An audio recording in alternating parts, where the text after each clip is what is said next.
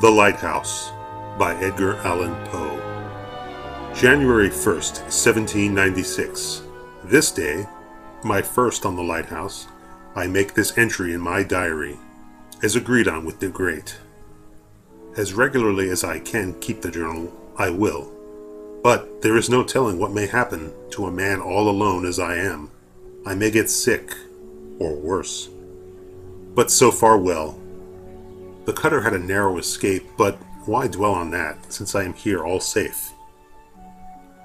My spirits are beginning to revive already at the mere thought of being, for once in my life at least, thoroughly alone. For of course Neptune, large as he is not to be taken into consideration as society. Would to heaven I had ever found in society one half as much faith as in this poor dog. In such case, I and society might never have parted, even for the year. What most surprises me is the difficulty the great had in getting me the appointment.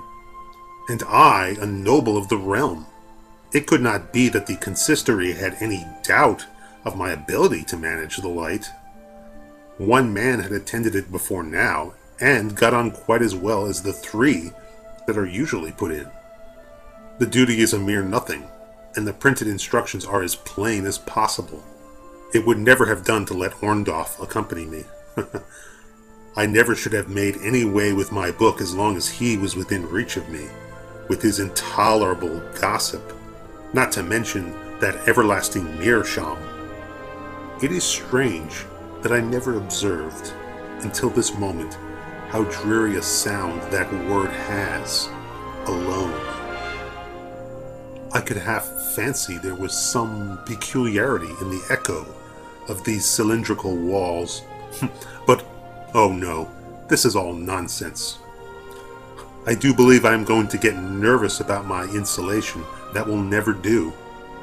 I have not forgotten the great's prophecy.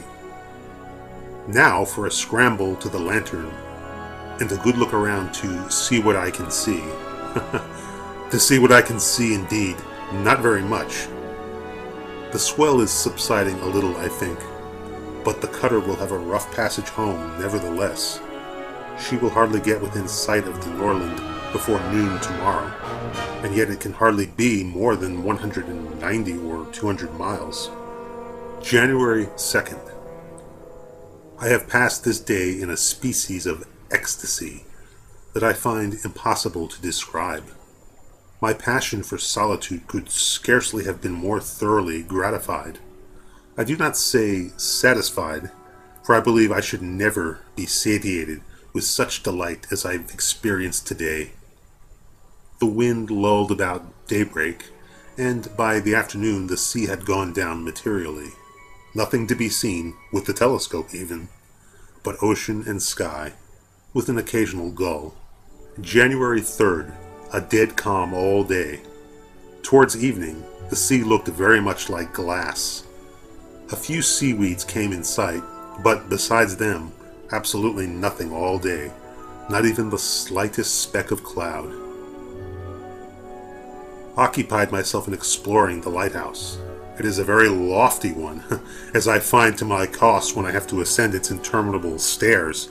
Not quite 160 feet, I should say, from the low water mark to the top of the lantern.